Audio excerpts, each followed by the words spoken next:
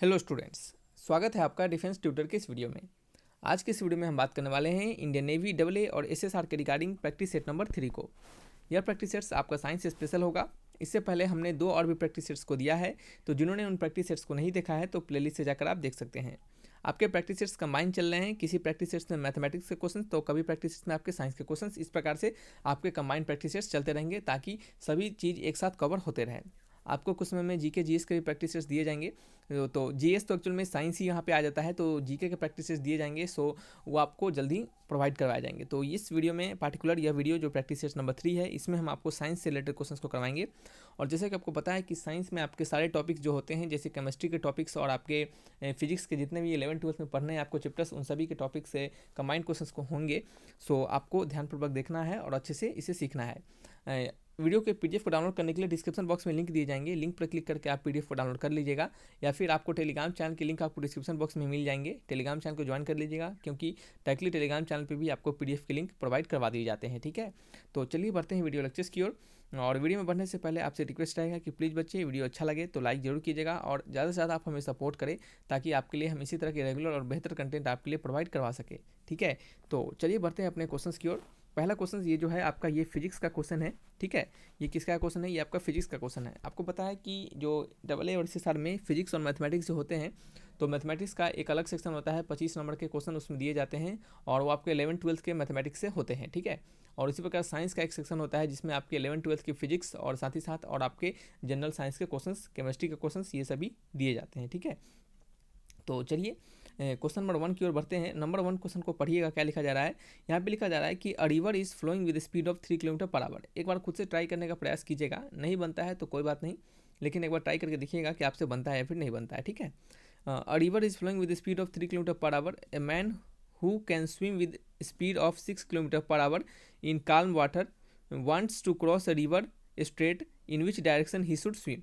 ठीक है, कहा जा रहा है कि कहा जा रहा है कि रिवर जो है वो 3 किलोमीटर पर आवर की रफ्तार से क्या कर रहा है, 3 मीटर पर आवर के स्पीड से फ्लो कर रहा है।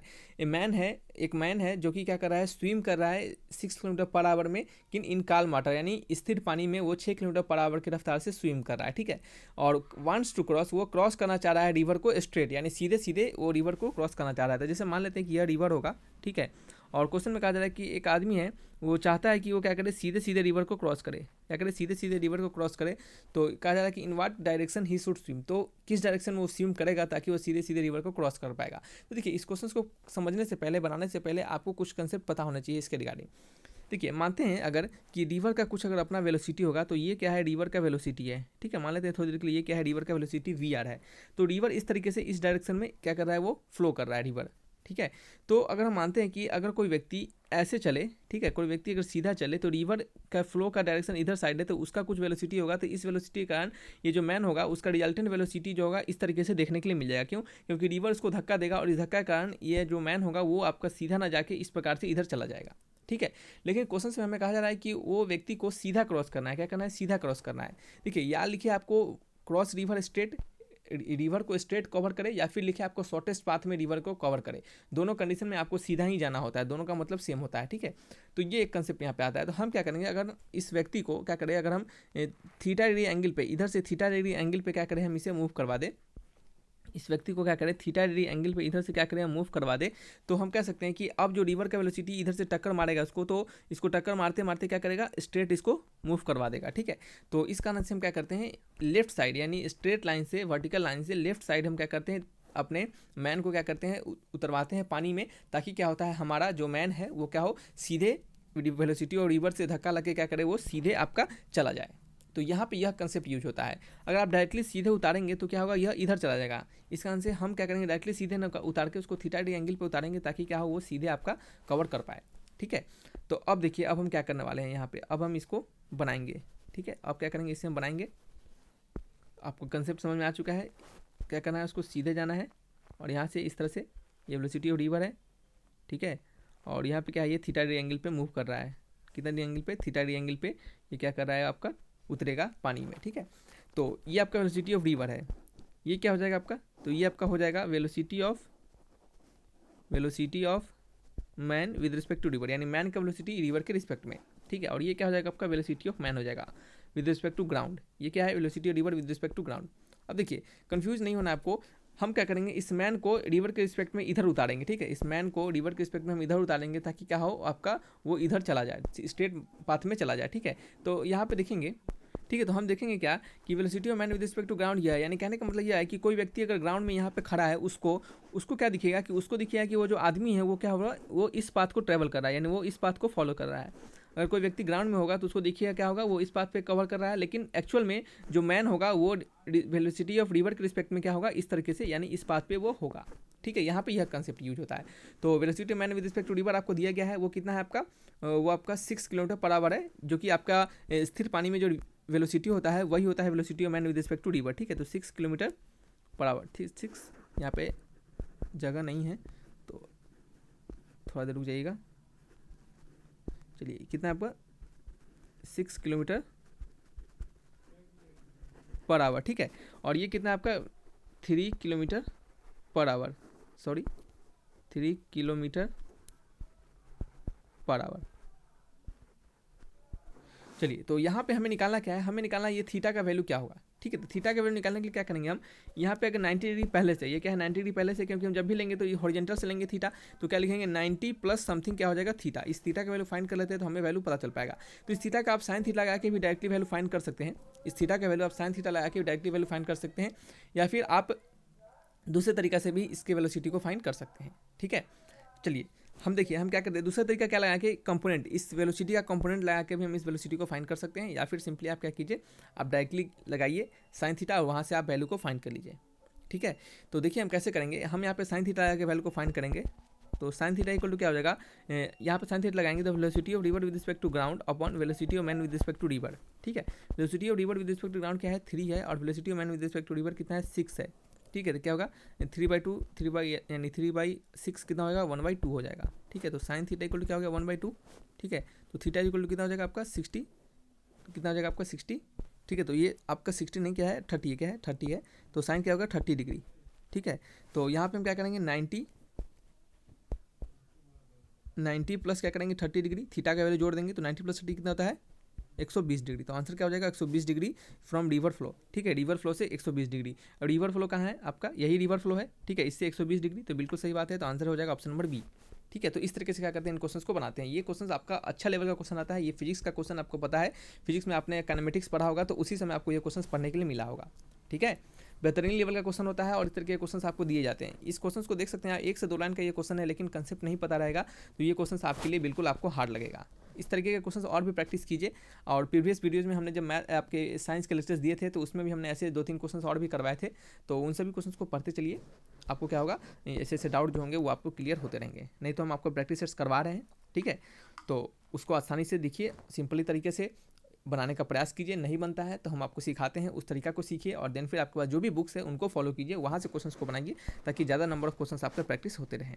नेक्स्ट क्वेश्चन है क्वेश्चन नंबर 2। यहाँ पे पढ़िए क्या लिखा जा रहा है, यहाँ पे लिखा जा रहा है कि 1 kilometre per hour will written in centimetre per minute, ठीक है। 1 किलोमीटर पर आवर को आपको सेंटीमीटर पर मिनट में लिखना है, ठीक है। तो चलिए लिख लेते हैं, सिंपल सा क्वेश्चन ये तो किलोमीटर को आपको सेंटीमीटर में लिखना है, ठीक है। तो milli, centi, deci, metre, deca, hecto, kilometre, ठीक है, ये होता है आपका, यही होता है ना।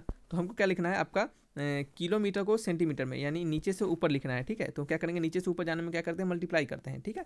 तो कितना से मल्टीप्लाई करेंगे, तो जितना ऊपर वैल्यू रहेगा उतना उसमें जीरो लगा देंगे, 1 यहाँ पे लिखेंगे, और जितना ऊपर वैल्यू रहेगा उतना जीरो लगा देंगे। तो 1 2 3 4 5, तो 5 जीरो लगा देंगे, ठीक है। तो क्या लगाएंगे 5 जीरो, तो देखिएगा 1 2 3 4 5, और इतना क्या हो जाएगा सेंटीमीटर, क्या हो जाएगा बराबर 1 किलोमीटर, ठीक है।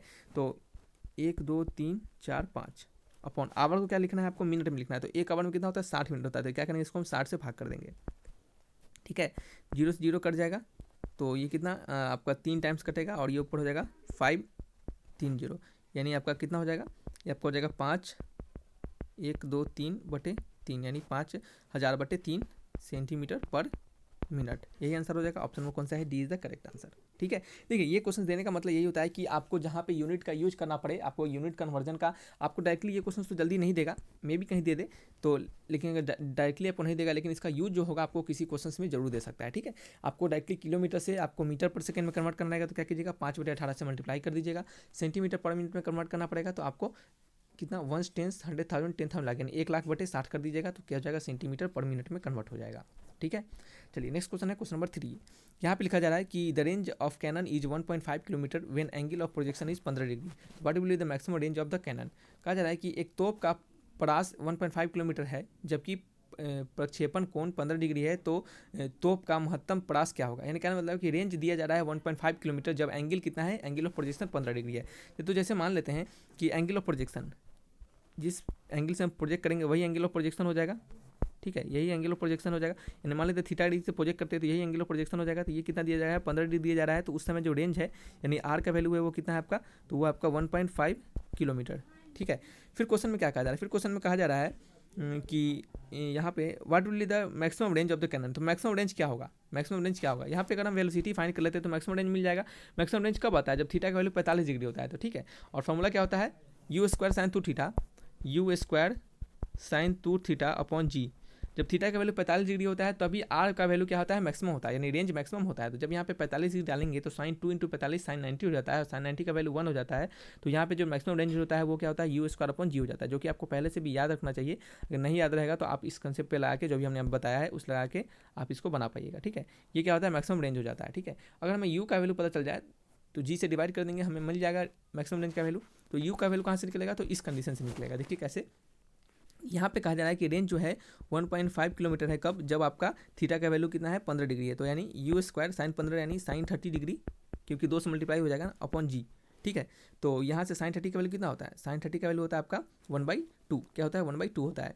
तो यहाँ से आप यू स्क्वायर बाई जी निकालिए, तो यू स्क्वायर बाई जी कितना हो जाएगा आपका 1.5 गुने 2 यानी कितना हो जाएगा आपका, ये आपका 3 हो जाएगा। यानी इसका वैल्यू क्या निकल गया, 3 निकल गया। तो मैक्सिमम रेंज कितना हो जाएगा आपका, मैक्सिमम रेंज यहाँ पे 3 किलोमीटर हो जाएगा। सिंपल बात है, तो आंसर हो जाएगा option number B is the correct answer. ठीक है, चलिए नेक्स्ट क्वेश्चन की ओर बढ़ते हैं। क्वेश्चन नंबर 4 है। यहाँ पे कहा जा रहा है कि पैरालिटिक सेकेंड पर सेकेंड, ठीक है, इसको PAR पार्स ACC लिखते हैं, parsec is unit of. Paralytic second को हम पार्सेक से भी लिखते हैं, तो ये किसका यूनिट होता है। ठीक है, तो पैरालिटिक सेकेंड जो होता है ये आपके दूरी का मात्रक होता है। किसका मात्रक होता है, दूरी का यूनिट होता है। यानी ऑप्शन नंबर कौन सा है, D, C is the correct answer. ठीक है, और आपको बता दें कि 1 पार सेकेंड जो होता है, 1 पार्सेक जो होता है वो किसके बराबर होता है, तो 1 parsec is equal to 3.08 into 10⁻16 metre. ठीक है, ये 1 पार्सेक जो होता है वो आपका 3.08 इंटू 10⁻16 मीटर के बराबर होता है। ठीक है, चलिए नेक्स्ट क्वेश्चन है क्वेश्चन नंबर 5। नंबर 5 में लिखा जा रहा है कि kinetic energy of projectile is found two by half of kinetic energy at the time of projection, what is the angle of projection. ठीक है, ये क्वेश्चन थोड़ा सा सुधार करना पड़ेगा। यहाँ पे क्वेश्चन में थोड़ा सा इंग्लिश वाले क्वेश्चन में थोड़ा सा गड़बड़ी है, आप इसको पढ़िएगा, ये क्या है करेक्ट लिखा गया है। ठीक है, इसमें लिखा है कि किसी प्रक्षेपण यानी किसी प्रोजेक्टाइल का गतिज ऊर्जा यानी काइनेटिक एनर्जी उसके उच्चतम बिंदु पर यानी मैक्सिमम पॉइंट पर क्या है, प्रक्षेपण के समय की गतिज ऊर्जा की आधी है। यानी जो आपका इनिशियल पॉइंट है यानी जहाँ पे इसे प्रोजेक्ट किया गया है वहाँ के काइनेटिक एनर्जी से कितना है, आधा है। ठीक है, तो आपको कहा जा रहा है कि what is angle of projection, तो उसको कितने एंगल से हम प्रोजेक्ट किए होंगे। ठीक है, आपसे यह पूछा जा रहा है। यानी कहने का मतलब है कि सिंपल कि काइनेटिक एनर्जी मैक्सिमम पॉइंट पे जो होगा वो काइनेटिक एनर्जी इक्वल होगा किसके, half of kinetic energy at the point of projection, यानी जहाँ से प्रोजेक्ट किए होंगे उसके वहाँ पॉइंट पे। ठीक है, तो देखिए क्वेश्चंस आपको आसानी दी जाएंगे, लेकिन कंसेप्ट जब तक आपको अच्छे नहीं होंगे तब तक आप नहीं बना पाइए क्वेश्चंस। ये कभी नहीं सोचिएगा यहाँ पे अर्थमेटिक है सो आप यहाँ पे कुछ लॉजिक बिना लॉजिक के आप ट्रिक लगा के बना लीजिएगा। ठीक है, तो ऐसा नहीं होता है। आपको प्रॉपर आपको लॉजिक पता होना चाहिए, प्रॉपर आपको कंसेप्ट अच्छे से समझ में आना चाहिए। प्रॉपर कंसेप्ट आपको जब तक नहीं पता रहेगा तब तक आप क्वेश्चंस को नहीं बना पाइएगा। ठीक है, यहाँ पे हमने कहा था कि समय के साथ साथ आपके जो लेवल होंगे उसको भी बढ़ाया जाएगा। तो आप प्रीवियस जो प्रैक्टिस दिए थे हमने साइंस के उसके लेवल को देखिएगा और इस क्वेश्चन के लेवल को देखिएगा, आपको जरूर उसमें अंतर मिलेगा। ठीक है, इसी प्रकार से लेवल आपको मेंटेन करके रखा जाएगा ताकि क्या हो, आपको ना ज़्यादा बर्डन फील हो और ना ही ज़्यादा आपको आसान क्वेश्चन मिले। ठीक है, क्योंकि आसान क्वेश्चन ज़्यादा दे देने पर क्या होता है, बच्चे अच्छे क्वेश्चन बनाना नहीं चाहते हैं। ठीक है, सो थोड़ा सा सभी को मेंटेन करके चला जाएगा। यहाँ पे ऑप्शन नहीं लिखा गया है सही से, ऑप्शन में थोड़ा सा गड़बड़ी है तो उसको सुधार लेंगे हम। ठीक है, उसको सुधार लीजिएगा आप लोग। तो चलिए हम पहले बात करेंगे कि हमारा जो एंगल ऑफ प्रोजेक्शन वह क्या होगा। ठीक है, एंगल ऑफ प्रोजेक्शन हमारा क्या होगा। ठीक है, तो कैसे निकालेंगे हम इसको, हम कैसे फाइंड करेंगे। ठीक है, तो देखिए हम क्या करने वाले हैं यहाँ पे इसको फाइंड करने के लिए, सबसे पहले कि क्वेश्चन के अकॉर्डिंग हमारा एक प्रोजेक्टाइल होगा। ठीक है, हमारा एक प्रोजेक्टाइल होगा, यही प्रोजेक्टाइल मानते हैं। इसका ये पॉइंट होगा वो क्या होगा आपका एच मैक्स, यानी यही क्या होगा आपका मैक्सिमम पॉइंट होगा। ठीक है, ये क्या होगा, मैक्सिमम पॉइंट होगा। और इस मैक्सिमम पॉइंट पे आपको पता है, अगर मान लेते हैं इस प्रोजेक्टाइल को यू वेलोसिटी से फेंकते हैं और थीटा एंगल पे फेंकते हैं, तो ये क्या होता है आपका यू कॉस थीटा हो जाता है, और ये क्या होता है आपका यू आपका साइन थीटा हो जाता है। ठीक है, क्वेश्चन के अकॉर्डिंग आपका मैक्सिमम पॉइंट पे आपको पता होना चाहिए कि मैक्सिमम पॉइंट पे सिर्फ आपका एक ही वेलोसिटी रहता है, और वो क्या होता है आपका यू कॉस थीटा। ठीक है, यहाँ पे आपका हॉरिजॉन्टल वेलोसिटी वर्टिकल वेलोसिटी जो होता है वो क्या होता है आपका जीरो हो जाता है। ठीक है, तो यहाँ पे सिर्फ एक वेलोसिटी रहता है और वो क्या होता है आपका यू कॉस थीटा होता है। क्वेश्चन के अकॉर्डिंग यहाँ का जो काइनेटिक एनर्जी होगा, ठीक है, काइनेटिक एनर्जी इस मानते हैं इस पॉइंट को P और इस पॉइंट को O। Kinetic energy point P is equal to half of kinetic energy at point O। ठीक है, तो kinetic energy at point P कितना है आपका हाफ ऑफ m, v कितना है आपका यहाँ पे u cos थीटा है, तो u cos थीटा का square is equal to half of kinetic energy at O का काइनेटिक एनर्जी कितना हो जाएगा हाफ ऑफ m, कितना u वेलोसिटी से फेंका जा रहा है तो half of m u square. ठीक है, तो यहाँ से आपका हाफ m से m आपका क्या होगा, हाफ से हाफ साफ हो गया, m से m खत्म, यहाँ पे बच गया u square cos square theta, और यहाँ पे बच गया हाफ ऑफ u स्क्वायर से u स्क्वायर कट गया, तो यहाँ से आपका कॉस स्क्वायर थीटा का वैल्यू कितना हो गया 1/2, तो यहाँ पे थीटा का वैल्यू कितना हो गया आपका, तो थीटा का वैल्यू हो गया आपका, या फिर कह सकते हैं कॉस थीटा का वैल्यू हो गया +-1/√2, तो यहाँ से थीटा का वैल्यू क्या निकल जाएगा आपका 45 डिग्री निकल जाएगा। ठीक है, कितना 45 डिग्री, आंसर कौन सा होगा आपका 45 डिग्री वाला आंसर होगा, जो कि यहाँ पे नहीं दिया गया है, तो आप किसी भी ऑप्शन को 45 मान लीजिएगा। ठीक है, किसी ऑप्शन को 45 मान लीजिए, तो छोड़िए यहाँ पे लिख देते हैं 45 डिग्री, ऑप्शन को थोड़ा सही कर लेते हैं, 45 डिग्री 90 डिग्री 30 डिग्री 60 डिग्री। ठीक है, तो आंसर क्या हो जाएगा, option number B is the correct answer. ठीक है, आपसे एंगल ऑफ प्रोजेक्शन पूछा जाता था, तो वो एंगल ऑफ प्रोजेक्शन कितना होगा 45 डिग्री होगा। ठीक है, चलिए नेक्स्ट क्वेश्चन की ओर बढ़ते हैं। क्वेश्चन नंबर क्या है हमारा 6 है। नंबर 6 में पढ़िएगा क्या लिखा जा रहा है, यहाँ पे लिखा जा रहा है कि dimension of A in the equation p + a/v² into में v + b विल बी। ठीक है, जहाँ पे p प्रेशर है, v वॉल्यूम है, r यूनिवर्सल गैस कांस्टेंट है, और t क्या है एब्सोल्यूट प्रेशर है। ठीक है, एब्सोल्यूट टेम्परेचर है, सॉरी। तो आपसे डायमेंशन ऑफ ए पूछा जा रहा है। ठीक है, क्या पूछा जा रहा है आपसे, ए का डायमेंशन पूछा जा रहा है। तो ये भी बहुत ही सिंपल और कहे तो आसान क्वेश्चन है। क्यों कैसे आसान क्वेश्चन है कि आपने डायमेंशन पढ़ते समय, यूनिट एंड डायमेंशन चैप्टर पढ़ते समय आपने पढ़ा होगा कि प्रिंसिपल ऑफ होमोजेनिटी के बारे में। तो प्रिंसिपल ऑफ होमोजेनिटी हमें क्या कहता है कि प्रिंसिपल ऑफ होमोजेनिटी हमें कहता है कि कोई भी आपके जो 2 यूनिट होंगे वो आपके तभी, या फिर कोई भी 2 क्वांटिटी फिजिकल क्वांटिटी तभी जुड़ पाएंगे जब दोनों के यूनिट क्या होंगे सेम होंगे। ठीक है, जब दोनों के यूनिट क्या होंगे सेम होंगे। ठीक है, तो यहाँ पे p में अगर a/v² को जोड़ा गया है और v में b को जोड़ा गया है, तो कहने का मतलब है कि v का जो यूनिट होगा वो क्या होगा b के यूनिट के सेम होगा। उसी प्रकार से p का जो यूनिट होगा वो क्या होगा आपका a/v² के यूनिट के सेम होगा, तभी तो उन दोनों को जोड़ेंगे। जैसे आपको पता होना चाहिए, सिंपल सा लॉजिक है ये कि मीटर को मीटर से जोड़ते हैं, ऐसा तो है नहीं कि मीटर को लेंथ से जोड़ते हैं, मीटर को हम क्या करते हैं टाइम से जोड़ते हैं। यानी 4 मीटर क्या होगा 4 मीटर और प्लस, ऐसा तो देखे नहीं होंगे कि आप 4 मीटर को आपका 5 सेकेंड से जोड़ दिया गया है। ठीक है, मार्कर ही काम नहीं कर रहा है, सॉरी। 4 मीटर को आपको 5 सेकेंड से जोड़ दिया गया है और लिखा जा रहा है 4 मीटर 5 सेकेंड। ऐसा कभी देखें क्या, इसको जोड़ के लिखा हुआ ऐसे देखें क्या, तो ऐसा नहीं जोड़ा जाता है। ठीक है, कभी भी नहीं, जब भी जोड़ा जाएगा तो मीटर को मीटर से, सेकंड को सेकंड से, यानी जब तक दोनों के यूनिट सेम नहीं होंगे तब तक उन दोनों को हम नहीं जोड़ सकते। तो इस यूनिट से यानी इस प्रिंसिपल ऑफ होमोजेनिटी से हम लिख सकते हैं कि आपका v का यूनिट b के बराबर होगा और p का यूनिट a/v² के बराबर होगा। ठीक है, या फिर अगर यूनिट बराबर होगा तो हम कह सकते हैं कि डायमेंशन भी उनके क्या होंगे बराबर होंगे। ठीक है, तो यहाँ से मैंने ऐसा लिखा। तो आपसे अगर कोई b का यूनिट पूछ देता, सॉरी b का डायमेंशन पूछ देता, तो आप क्या करते हैं v के डायमेंशन के बराबर लिख देते हैं। और v का डायमेंशन क्या है आपका, v एक वॉल्यूम है, तो क्या होता है LQ के बराबर हो जाता है। लेकिन यहाँ पे v का डायमेंशन पूछ के इससे डायमेंशन पूछा जा रहा है। ठीक है, तो a का डायमेंशन कैसे निकलेगा, तो a का डायमेंशन निकलेगा p का डायमेंशन इंटू v²। ठीक है, तो p क्या है प्रेशर, प्रेशर इक्वल टू क्या होता है फोर्स पर यूनिट एरिया। ठीक है, तो फोर्स का यूनिट क्या हो जाएगा आपका mL/t-2, ये फोर्स का हो गया। एरिया का कितना होता है L² होता है। ठीक है, वॉल्यूम का कितना होता है, वॉल्यूम का होता है LQ और उसका स्क्वायर ही है, तो L पे पावर क्या हो जाएगा LQ इंटू LQ, या फिर L पे पावर आप क्या लिख सकते हैं 6 भी लिख सकते थे। ठीक है, तो कोई भी काम कीजिए, कोई फर्क नहीं पड़ता है, बात एक ही हो गया। तो यहाँ से आपका L² से एक L² कट के यहाँ पे 1 हो गया, तो ये आपका हो गया m L पे पावर 3 4 1 5 और t पे पावर -2। ठीक है, तो a का डायमेंशन क्या हो जाएगा आपका m L पे पावर 5 t पे पावर -2। ऑप्शन नंबर कौन सा है, सी इज द करेक्ट आंसर। तो इस तरीके से क्या करते हैं, इनके डायमेंशंस को हम फाइंड करते हैं। और आपको ये पता है क्या है, तो ये आपको पता होना चाहिए कि ये जो वैल्यू होता है ये क्या होता है आपका, तो ये आपका गैस कांस्टेंट का क्या है फॉर्मूला है। ठीक है, आपका जो ideal gas constant, ideal gas equation होता है, या फिर कह सकते हैं आपका जो यूनिवर्सल गैस इक्वेशन होता है उसका यह फॉर्मूला होता है। ठीक है, आपने ideal gas equation PV = nRT जो पढ़ा है आपको, यहीं से निकल के आता है। ठीक है, चलिए तो ये सभी बातें तो रहने दिया जाए, बाद में करेंगे। यहाँ पे क्या है, नेक्स्ट क्वेश्चन नंबर 7 है। यहाँ पे 7th नंबर में लिखा जा रहा है कि a bomber drop a ball, path of bomb as seen by pilot of bomber will be. एक बॉमर जो है, एक बॉम्ब वाला जो है क्या कर रहा है, वो आपका ड्रॉप कर रहा है क्या है, बम को, ठीक है। तो path of bomb as seen by the pilot of bomber, यानी जो पायलट होगा, जैसे मान लीजिए बम को अगर नीचे गिराया जा रहा है तो वो कुछ प्लेन चल रहा होगा, यानी एक कुछ भी चल रहा होगा, पायलट जो होगा किसी हेलीकॉप्टर से या फिर किसी भी जेट से बम को गिराया होगा। तो कहा जा रहा है कि जब वो बम को गिराएगा तो जो आपका बॉमर होगा, यानी जो आपका पायलट उसके अंदर बैठा होगा जो बम को गिराया है, उसको उस बम का पाथ कैसा दिखेगा, ठीक है। तो उसको उस बम का पाथ कैसा दिखेगा आपसे यह पूछा जा रहा है। तो बताइए उसको उस बम का पाथ कैसा दिखेगा। तो उसको उस बम का पाथ जो है वो स्ट्रेट लाइन दिखेगा। कैसा दिखेगा, स्ट्रेट लाइन दिखेगा, ठीक है। क्योंकि उसको लगेगा कि कुछ समय तक वो बम जो है वो सेम उसी के स्पीड से चलता हुआ उसको नजर आएगा। जब दो व्यक्ति, आपने पढ़ा होगा कि एक ट्रेन है, ठीक है, एक ट्रेन है जो कि 5 किलोमीटर या फिर कह सकते हैं आपका 200 किलोमीटर प्रति घंटे की रफ्तार से चल रहा है, और दूसरा एक ट्रेन है जो कि कितना आपका, ये भी आपका 200 किलोमीटर प्रति घंटे की रफ्तार से चल रहा है। तो इसके अंदर जो व्यक्ति होगा, जब ये दोनों आपस में एक दूसरे को देखेंगे तो उनको क्या दिखेगा कि वो दोनों क्या है आपके स्थिर दिखेंगे। उनका वेलोसिटी क्या दिखेगा, उनको जीरो दिखेगा। उनको दोनों को क्या लगेगा कि दोनों एक साथ सिर्फ बैठे हुए हैं, उनको कुछ पता ही नहीं चलेगा कि ट्रेन हमारा चल रहा है या फिर नहीं चल रहा है, ठीक है। उनको सिर्फ समान इक्वल दिखेंगे वेलोसिटी दोनों के। तो उनको दोनों को क्या होगा, रेस्ट में दिखेंगे। वो क्या दिखेंगे, दोनों को रेस्ट में दिखेंगे। लेकिन वहीं पर कोई व्यक्ति अगर बाहर से उन दोनों को दिखेगा तो उनको लगेगा क्या कि वो ट्रेन तो 200 किलोमीटर की रफ्तार से चल रहा है, ठीक है। वो वेलोसिटी तो नाप नहीं पाएगा, लेकिन उनको लगेगा कि क्या है आपका वो ट्रेन बहुत तेज़ी से चल रहा है, ठीक है। उसी प्रकार से यहाँ पे भी अप्लाई होता है प्रिंसिपल रिलेटिव वेलोसिटी का, कि बम जो है वो नीचे गिरेगा जब, तो उस व्यक्ति को क्या दिखेगा कि वो बम जो है, यानी उस पायलट को क्या दिखेगा कि वो बम जो है उसके वेलोसिटी से ही कुछ देर तक चलता रहेगा, ठीक है। सो उसको स्ट्रेट लाइन का पाथ दिखेगा, ठीक है। क्या दिखेगा, उसको स्ट्रेट लाइन का पाथ दिखेगा, ठीक है। चलिए नेक्स्ट क्वेश्चन है क्वेश्चन नंबर 8 में क्या लिखा जा रहा है, पढ़िएगा।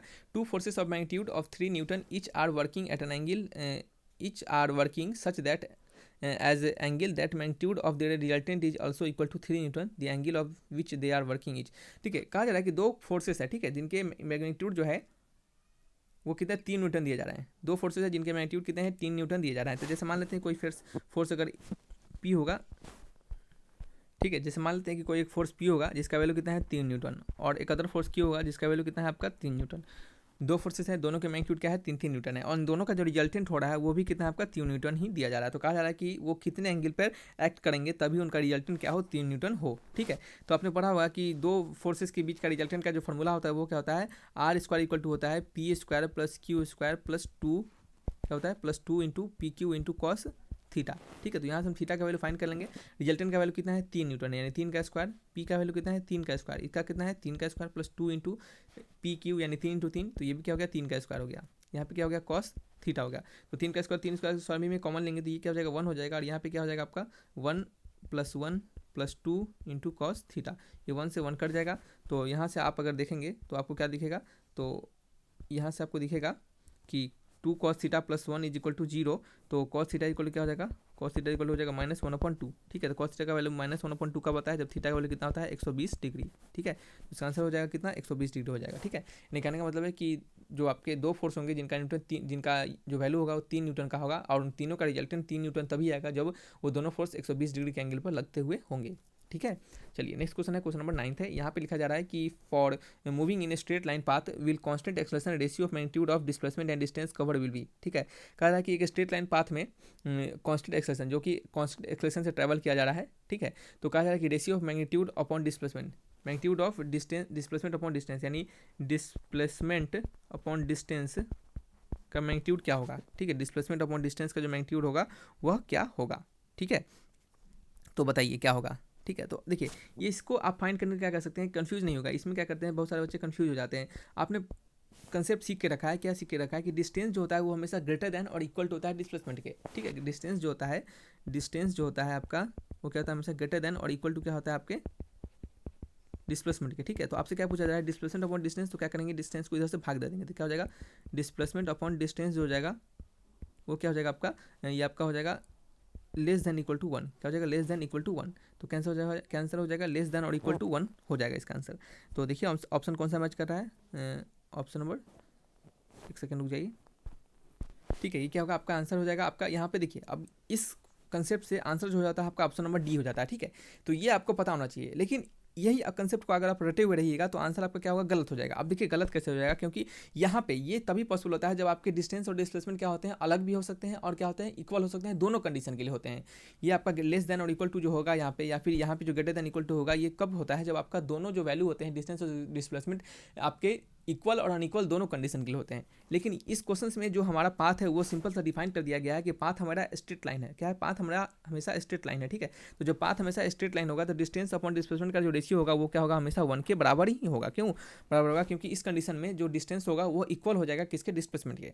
अगर स्ट्रेट लाइन पाथ हमें क्या कर दिया है? फिक्स कर दिया गया है किसी दो पॉइंट के बीच में, अगर हमारा जो पाथ है वो स्ट्रेट लाइन है और वो फिक्स कर दिया गया है, ठीक है, तो उस कंडीशन में डिस्टेंस हमारा डिस्प्लेसमेंट के बराबर हो जाएगा। और उस कंडीशन में जो आपका डिस्प्लेसमेंट अपॉन डिस्टेंस का जो रेशियो होगा वो क्या होगा? हमेशा 1 के बराबर हो जाएगा, ठीक है। सो इसका आंसर ऑप्शन नंबर डी लगा के क्या लगाएंगे? ऑप्शन नंबर हम ए लगाएंगे, ठीक है। तो आंसर क्या हो जाएगा? Option number A is the right answer. लेकिन वहीं पे अगर स्ट्रेट लाइन पाथ कोई डिफाइन नहीं किया गया था तब हम उस कंडीशन में क्या लगाते? डिस्टेंस अपॉन डिस्प्लेसमेंट का रेशियो जो होता, सॉरी डिस्प्लेसमेंट अपॉन डिस्टेंस का जो रेशियो होता है वो क्या होता है आपका? लेस देन इक्वल टू 1 होता। और वहीं हिसाब से कोई पूछता कि डिस्टेंस अपॉन डिस्प्लेसमेंट का रेशियो क्या होता तो वो क्या हो जाता? ग्रेटर देन 1 हो जाता, ठीक है। चलिए नेक्स्ट क्वेश्चन की ओर बढ़ते हैं। क्वेश्चन नंबर 10 है, ये लास्ट क्वेश्चन हमारा। यहाँ पे बढ़िए क्या लिखा जा रहा है? The time velocity and time displacement graph of a body is given above a body is moving under, ठीक है। कहा जा रहा है कि टाइम डिस्प्लेसमेंट और टाइम डिस्टेंस, वेलोसिटी टाइम और डिस्प्लेसमेंट टाइम दोनों का ग्राफ आपको दिया जा रहा है। क्वेश्चन के अकॉर्डिंग आपको ये दोनों दिया जा रहा है और ऑप्शन में दिया जा रहा है कि क्या इनके मोमेंटम कांस्टेंट होंगे या फिर इनके कांस्टेंट फोर्स होंगे या फिर कांस्टेंट स्पीड होंगे या फिर कांस्टेंट काइनेटिक एनर्जी होंगे, ठीक है। तो देखिएगा, हमको सबसे पहले हम चेक करेंगे आसान वाला जो कि हमें पता है, कांस्टेंट फोर्स को सबसे पहले चेक करेंगे। देखिएगा यही कैसे लड़ेगा। अब देखिए मोमेंटम तो कांस्टेंट होगा नहीं, ठीक है। मोमेंटम क्या है आपका? मोमेंटम आपका ऐसे भी स्केलर भी क्वांटिटी होता है, ठीक है। तो इसको हम थोड़ी देर के लिए हटा देते हैं। स्पीड की बात ही नहीं हो रही क्योंकि स्पीड कांस्टेंट होगा तो स्पीड आपका मैग्नीट्यूड के बारे में बताता है और यहाँ पे वेलोसिटी क्या है? आपका वेरिएबल है, ठीक है। काइनेटिक एनर्जी को भी छोड़ते हैं। काइनेटिक एनर्जी भी क्या होता है आपका? ये आपका भी स्केलर होता है, इसको डायरेक्शन से मतलब ही नहीं होता है, ठीक है। तो यहाँ पे देख सकते हैं कि और काइनेटिक एनर्जी में क्या होता है? Half of M V square है और वी क्या आपका वेरिएबल, आप देख सकते हैं यहाँ पे वी क्या है? वेरी हो रहा है, ठीक है। वी वेरी हो रहा है, भले ही आपका यूनिफॉर्मली वेरी हो रहा है लेकिन वेरी तो हो रहा है ना। तो इसका आंसर काइनेटिक एनर्जी को हम क्या कर सकते हैं? कांस्टेंट नहीं मान सकते। तो इन सभी को छोड़ दीजिए। अगर आपको इतना कंसेप्ट भी नहीं पता है तो सिंपल समझिए कि फोर्स जो होता है वो क्या होता है आपका? मास इंटू एक्सेलरेशन होता है। एक्सेलरेशन इक्वल टू क्या होता है? डी अपॉन डी होता है, change in velocity with respect to time, ठीक है। और आप देख सकते हैं कि वेलोसिटी और टाइम का ग्राफ क्या है? आपका यूनिफॉर्म मोशन है और कैसा है? स्ट्रेट लाइन है और वो भी ओरिजिन से पास कर रहा है। अगर हम थोड़ी देर के लिए इस इक्वेशन का लाइन, इस जो इक्वेशन है इसका अगर हम क्या लिखे, इसका इक्वेशन का, इस लाइन का अगर हम इक्वेशन लिखे तो वो क्या हो जाएगा? v इक्वल टू हो जाएगा आपका समथिंग कुछ कांस्टेंट थीटा मान लेते हैं, इसका स्लोप हम m मानते हैं, तो क्या होगा आपका m इंटू टी हो जाएगा। v इक्वल टू क्या हो जाएगा? m इंटू टी क्या हो जाएगा? आपका इक्वेशन हो जाएगा। अगर आप इसको डिफ्रेंशिएट करेंगे तो t के रिस्पेक्ट में तो dv अपॉन dt जो हो जाएगा वो क्या हो जाएगा आपका? m पीछे आ जाएगा और t का क्या हो जाएगा? 1 हो जाएगा, क्योंकि हमने क्या किया? उसको डिफरेंशिएट किया। और यही dv अपॉन dt क्या होता है? एक्सेलरेशन के बराबर हो जाता है। और जो कि यहाँ पे क्या मिल रहा है आपको? एक m के बराबर मिल रहा है और ये m क्या है आपका? एक कांस्टेंट क्वांटिटी है। स्लोप जो होगा वो क्या होगा? हमेशा कांस्टेंट होगा। तो ये क्या आपका? एक कांस्टेंट है। तो आप समझ सकते हैं कि एक्सेलरेशन क्या है आपका? कांस्टेंट है और मास हमेशा कांस्टेंट होगा। तो क्या होगा आपका? ये फोर्स भी कैसा हो जाएगा आपका? एक कांस्टेंट क्वांटिटी हो जाएगा यहाँ पे, ठीक है। तो यहाँ पे क्या हो जाएगा? हमारा फोर्स कांस्टेंट होगा। तो आंसर क्या होगा? Option number B is the correct answer, यानी फोर्स इज द कांस्टेंट, ठीक है। क्या हो जाएगा? फोर्स आपका यहाँ पे कांस्टेंट हो जाएगा। समझ रहे हैं? किसी को कोई डाउट नहीं होना चाहिए।